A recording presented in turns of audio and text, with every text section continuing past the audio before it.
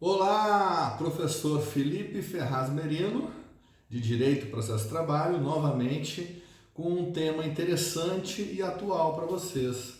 Hoje nós vamos enfrentar a questão da reforma trabalhista, que ocorreu no ano de 2017, entrou em vigor em novembro de 2017. Ou seja, nós temos aí quase 2 anos já da reforma trabalhista.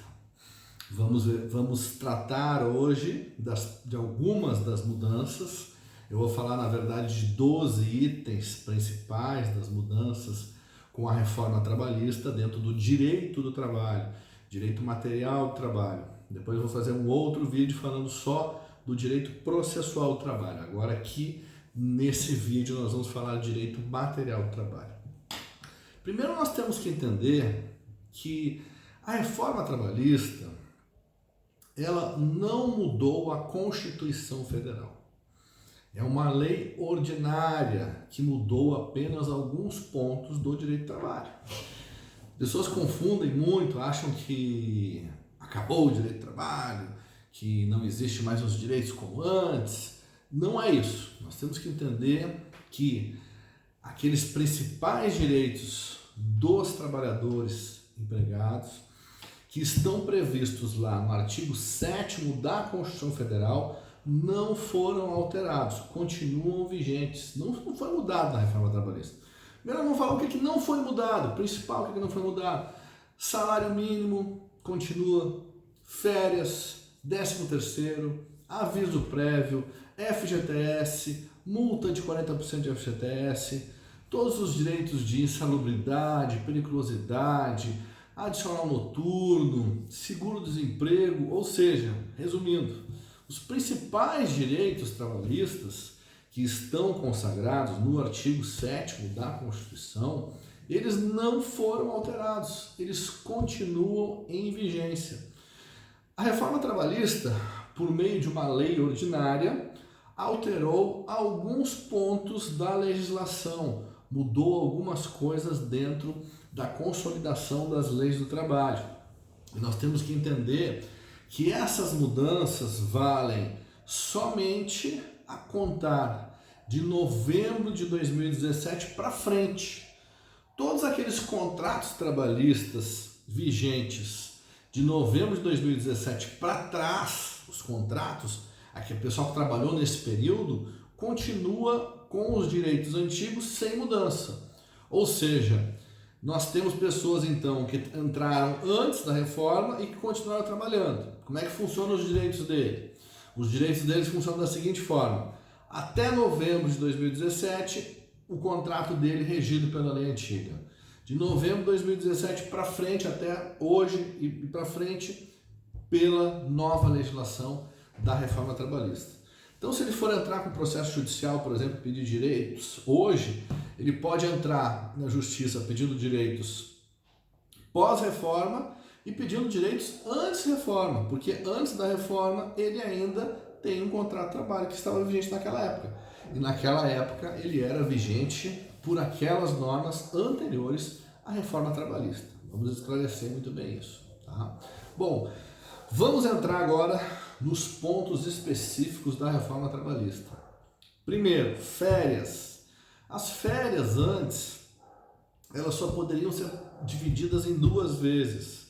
Agora, com a reforma trabalhista, as férias podem ser divididas em 3 vezes. Ou seja, desde que um dos períodos não seja menor a 5 dias. Então ele pode parcelar suas férias em 3 vezes, os 30 dias de férias em 3 vezes, ao invés de tirar os 30 corridos. Ou pode dividir também, conforme funcionava antes, em 2. Vamos lembrar que férias nós temos período aquisitivo e período concessivo. Ou seja, quando você completa um ano, é que você tem o seu direito de férias. E a partir do ano seguinte, que é o período concessivo, ao qual você pode tirar as suas férias desde que o patrão concorde. Ou seja, quem escolhe a data das férias é o patrão, não é o empregado. Então o empregado pode solicitar férias, pode pedir, e em acordo entre o patrão e o empregado, ele vai poder tirar essas férias inteiras, os 30 dias, ou parcelado. A consequência é que se ele não tirar os 30 dias de férias do período concessivo, ele tem o quê? Pagamento de férias em dobro, né? É a tal da dobra das férias, quando o empregado não tira as férias no período, tá? Então, primeira mudança que nós falamos já, férias. Segunda mudança, vamos entrar agora na questão de carga horária. Banco de horas. O que é um banco de horas? Que também houve mudança. Banco de horas é assim, você tem lá suas horas de crédito e as suas horas de débito. Sobrando horas, fica lá no banco crédito de horas. Faltando horas, tira lá do banco. Esse aqui é o banco de horas. Antes, o banco de horas podia ser feito só por meio de acordo ou convenção coletiva, ou seja, só com intervenção do sindicato. Com a lei da reforma trabalhista, esta negociação de banco de horas pode ser feita diretamente na empresa, entre empregado e empregador por acordo individual escrito, desde que essas compensações do banco de horas ocorrem 6 meses. Então você tem 6 meses para compensar. Se por acaso passou 6 meses, você tem crédito de horas e não tirou, o patrão tem que te pagar. Tá? Tem que te pagar. Ou, se ele estiver te devendo, ele pode te dar os dias ali, mas tem que ser dentro dos 6 meses. Então, banco de horas é assim, crédito de horas vai para o banco. Faltou horas, vai para o banco. Então, esse é o sistema de banco de horas. A alteração é que antes era só por meio de sindicato. Outra questão de horas é a compensação de jornada. Compensação de jornada é diferente do banco, é uma coisa mais eventual, são para empresas que têm mais necessidade de empregado hora extra de forma eventual. Essa compensação antes era também outra mudança, né, a questão da compensação, que era somente por meio do sindicato, por acordo. Hoje pode ser por escrito entre patrão e empregador, acordo individual escrito, desde que essa compensação seja feita em 30 dias. Então, banco de horas 6 meses, compensação de jornada 30 dias. Então, vale por 30 dias essa compensação. Uma outra coisa que mudou com relação à jornada também, já estamos aí na quarta mudança, é a jornada 12 por 36. A jornada 12 por 36 geralmente é para pessoas que trabalham em lugares ininterruptos, como vigilante, auxiliar de enfermagem, enfim, pessoas que trabalham em locais que têm essa necessidade ininterrupta. Trabalha 12, folga 36, trabalha 12, folga 36. A mudança disso é que antes era possível somente por acordo ou convenção coletiva, ou seja, somente por intermédio do sindicato. E agora, essa negociação de jornada 12 por 36 pode ser feita diretamente na empresa entre empregado e empregador. Lembrando que quando essas jornadas de compensação são regulares, aí o empregado não vai receber hora extra, porque ele vai ter a compensação, né? Mas nós temos que lembrar o entendimento do tribunal que não é possível compensação de jornada extra, quando o empregado trabalha em regime de insalubridade. Se ele trabalha exposto à insalubridade, não é regular essa compensação de jornada, tá? Ele pode entrar na justiça, ganhar irregularidade e receber isso como hora extra, porque só é regular dentro dessas normas e em trabalho não insalubre, lembra disso. Quinta mudança, demissão por acordo. Hoje o empregado pode fazer a demissão por acordo com o empregador, mas lembra bem, só se o empregador quiser, o empregador não é obrigado a aceitar a demissão por acordo. Como é que funciona essa demissão por acordo? É assim, o empregado é demitido, tá? E aí, nessa demissão por acordo, ele não vai ter direito a seguro-desemprego. Não vai ter direito a seguro-desemprego. Ele vai sacar 80% do valor que tem de FGTS lá, depositado, não vai sacar todo o FGTS, não tem aviso prévio, porque é uma negociação entre empregado e empregador, não é? Ele vai sacar 20% do seu FGTS, da multa do FGTS, né? Ou seja, ele vai ter uma multa de 20%. Quando é demitido, você tem a multa de 40%, né? E quando você faz o acordo, nesse caso, ele teria uma multa de 20%. Então, saca 80% do fundo, multa de 20%, recebe férias proporcionais, recebe 13º proporcional, né? E ele faz este acordo para sair da empresa, tá? Contribuição sindical compulsória, outra mudança, que era aquele um dia de salário que se descontava do empregado todo ano em função do sindicato. Descontava lá do seu contra-cheque, mesmo você não autorizando. Isso mudou, não existe mais essa contribuição compulsória que vai em benefício do sindicato. Isso acabou, né? Alguma mudança, a lei simplesmente extinguiu esse direito, que era, na verdade, o benefício do sindicato e não do empregado, né? Sétima mudança, trabalho intermitente. O que é um trabalho intermitente?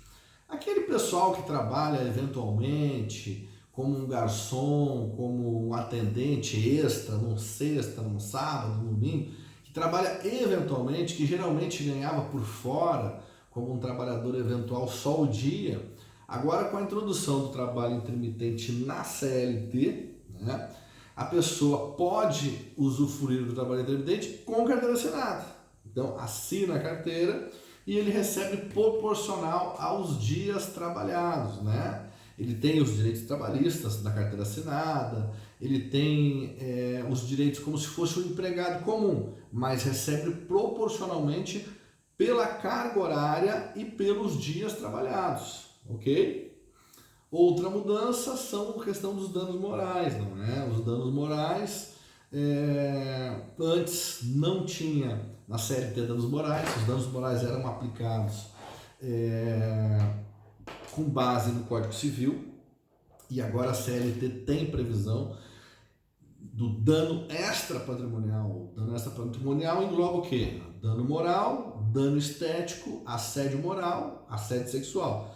Isso tudo está na CLT. Então, agora nós temos na própria CLT a normatização dos casos de dano moral, como é que funciona, o pagamento, né, que a indenização é entre 1 e 50 salários do empregado, o valor da indenização.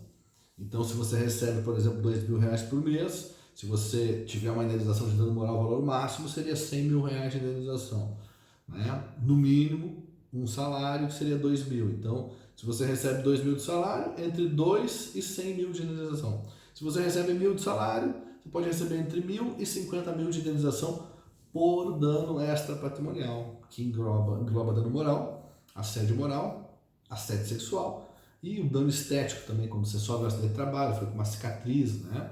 Algum problema nesse sentido. Outra mudança, prazo para pagamento da rescisão.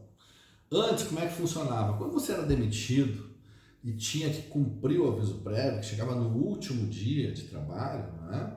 Você já tinha que receber no primeiro dia útil posterior ao último dia de trabalho. Ou seja, quando você era demitido da empresa e cumpriu o aviso, terminou o seu trabalho, cumpriu o aviso, no dia seguinte tinha que receber tudo. A reforma trabalhista fez o quê? Ampliou o prazo de pagamento da rescisão. Agora o empregador tem 10 dias para pagar sua rescisão. Ou seja, você trabalha, cumpre o aviso prévio, vai para casa, tem que aguardar 10 dias para receber a sua rescisão. Ou seja, ampliou o prazo para pagamento da rescisão, de toda a rescisão, né? Então, 10 dias. Outra mudança que nós tivemos, né? Já estamos aqui na 10ª mudança, é o trabalho remoto, home office, aquele trabalho em casa. Antes nós já tínhamos a previsão na CLT da legislação do teletrabalho, né? Que era previsto na CLT, mas não tinha essa previsão específica, não é? De condições, de quem ia pagar as despesas do empregado, como por exemplo luz, telefone, internet, se ele está em casa fazendo um trabalho para o empregador. Agora está normatizado, ou seja, é possível você fazer um contrato de trabalho subordinado, com carteira assinada, sendo empregado, trabalhando na sua casa. Só que se você vai trabalhar em casa, dentro desse contrato vai ficar lá estabelecido também quem paga a internet, quem paga a luz, quem paga o computador, impressora, essas coisas, porque se você está fazendo isso a serviço, não é? Isso pode ser também uma coisa que vai ser bancada pelo seu empregador. Então isso tudo vai ser negociado. O trabalho em casa hoje já está com a reforma trabalhista, que não tinha essa regulamentação, agora com a reforma trabalhista ele está regularizado e regulamentado. Tá? Uma outra mudança, a mudança número 11, agora nós estamos, são as horas em itinerário. O que é as horas em itinerário? Horas em itinerário. Horas em itinerário é assim, quando você trabalhava numa empresa e essa empresa não tinha transporte público regular no horário do seu trabalho ou mandava o ônibus te levar e buscar em casa porque não tinha transporte público regular, essas horas eram contadas como hora extra. Então, por exemplo, faz de conta que você sai do trabalho 3 da manhã. 3 da manhã não tem ônibus. Aí o empregador botava, né, um ônibus para levar você em casa. E esse trajeto que você levava em casa é 1 hora, 2 horas, enfim, de madrugada, ou para vir ou para voltar do trabalho. Isso era pago como horas extras, porque eram contadas como horas extras de itinerário. A lei simplesmente acabou com as horas de itinerário, não existe mais o direito a horas de itinerário. Você pode se deslocar horas para o trabalho, para ir e para voltar, que isso não vai ser contado como hora extra. Mas não vai confundir você que pega o seu ônibus em horário normal e o ônibus atrasa, fica 2, 3, 4 horas. Isso nunca foi contado como hora extra. O que conta como hora extra é quando você utiliza este ônibus do patrão fora do horário de trabalho. Aí sim, fora do horário de trabalho, que você está em deslocamento e que naquele horário não tem transporte público. Ou seja, geralmente são pessoas que se deslocam 2, 3, 4 horas da manhã nesses horários, ou que lá até o local não tem transporte público e ele tem que ir andando, por exemplo. Então isso, que era um tempo à disposição do empregador, passou a não ser com a reforma trabalhista. Número 12, homologação da rescisão no sindicato. Antes da reforma, todo mundo que tinha 1 ano de carteira tinha que homologar a rescisão do contrato de trabalho no sindicato. Com menos de 1 ano não precisava, era direto da empresa. Mas antes tinha que homologar no sindicato quem tinha 1 ano. Então tinha que ir lá no sindicato, o sindicato conferia os cálculos, estava tudo certo, homologava. A lei diz o seguinte, que não precisa homologar no sindicato, o patrão pode fazer diretamente na empresa. Ou seja, não é mais obrigatória a homologação no sindicato. A empresa faz a homologação da rescisão na própria empresa, dá o termo de rescisão para o empregado assina o termo de rescisão, paga o empregado nos 10 dias que tem para pagar ou deposita na conta do empregado e ok. Só tem um problema, né? E será que esses cálculos estão certos? O sindicato não conferiu, e aí? E aí você tem que procurar um advogado trabalhista, ou um contador, ou o sindicato, alguém que confira essa sua rescisão. Porque muitas vezes essa rescisão pode não estar errada, não estar certa, né? E aí você vai ter que corrigir. Gente, se inscrevam no meu canal, cliquem aí no sininho para vocês acompanhar os novos vídeos, sempre vídeos com temas atuais. Agora estamos entrando na questão da reforma trabalhista, para que vocês possam estar atualizados e para que vocês possam reivindicar os seus direitos. Verificando, né, essa questão de rescisão, algum erro, né, você pode entrar na Justiça do Trabalho e reivindicar aqueles direitos que não foram pagos na sua rescisão. Qualquer desses direitos que não foram pagos, férias, 13º, horas extras, insalubridade, enfim, verificando os contra-cheques e verificando a rescisão, é possível saber, de acordo com essa atividade, se foi negado algum direito para você. E esse direito sempre vai ser objeto de disposição no Poder Judiciário, porque a Constituição diz que não se excluirá do Poder Judiciário lesão ou ameaça de direito, ou seja, sempre que você estiver lesado, você conta com o apoio do Poder Judiciário. A Justiça do Trabalho continua funcionando normalmente. Existiram algumas mudanças de natureza processual, mas as coisas mais importantes da Justiça do Trabalho continuam iguais, continuam funcionando. Depois nós vamos ter um novo vídeo especificamente sobre as mudanças no âmbito processual trabalhista. Um beijo e um grande abraço.